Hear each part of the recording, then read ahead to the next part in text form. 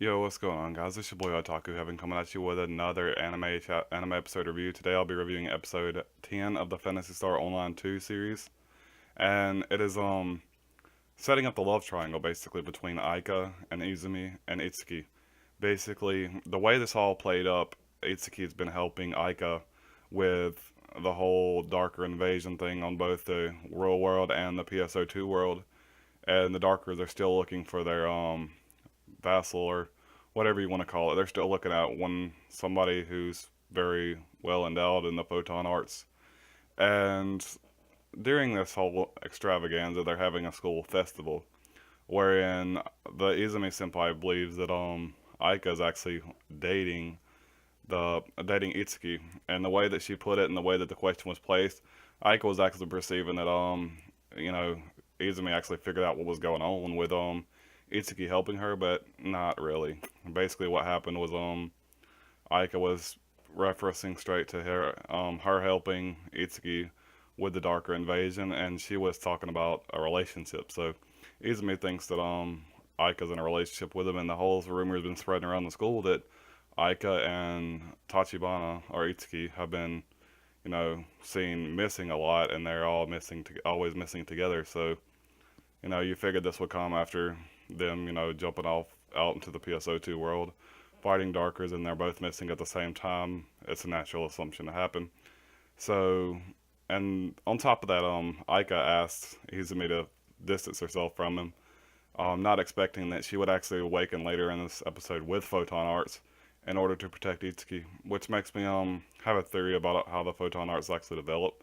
I believe they actually develop when you have to protect somebody that you really love. So that's basically what happened with Izumi, and I'm pretty sure the Itsuki's best friend will be the next one to awaken, and he'll probably be the last one to awaken out of the main school people. Now the cat dude and everybody should awaken fairly soon. Maybe the student council will start to awaken, but I really doubt it. If anybody does, it's going to be the wing dude that was the main focus of this chapter of this episode, and the chick that was always with Izumi before Itsuki actually come there.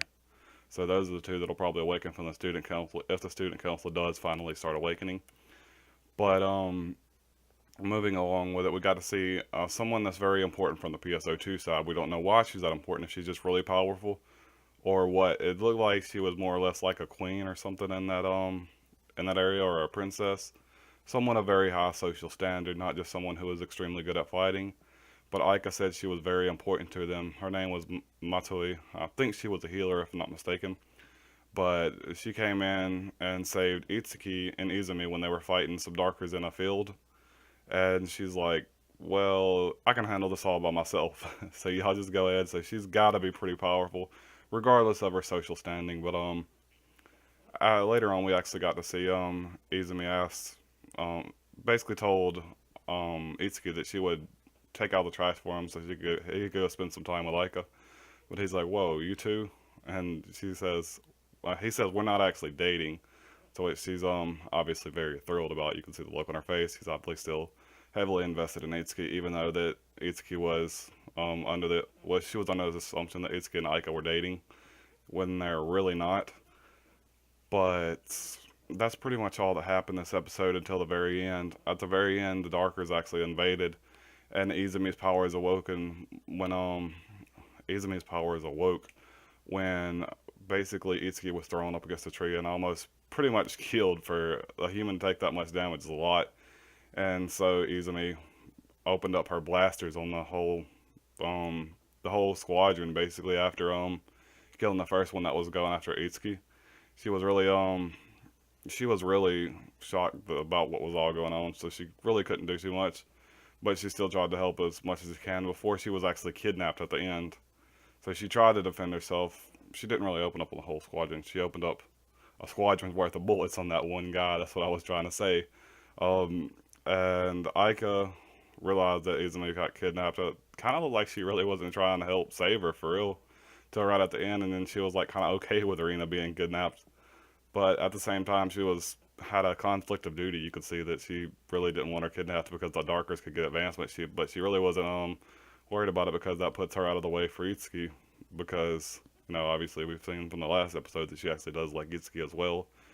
And the whole time, Itsuki's best friend was there watching it, like what the hell is going on. So he knows about the whole scenario now, which furthers my theory that he will actually awaken fairly soon, and he'll be part of their actual field running group. Pretty much though, what happened the way this episode ended off was Rina was disappeared.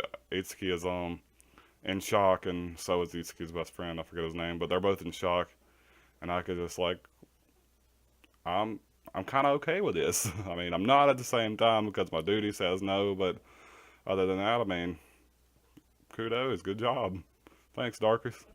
But overall, this episode was pretty good. Pretty good. I liked all the art and animation and everything, and I also enjoyed the plot progression. We got to see not yet another person awaken.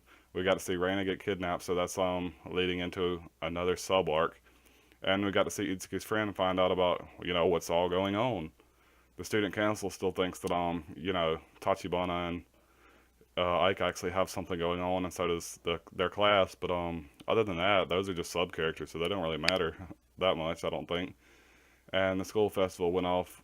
Besides that, it looks like so far without a hitch. But that's all. I'm gonna give it an 8 out of 10. It was a pretty good chapter. That's all you can say about it. That's all, guys. Peace.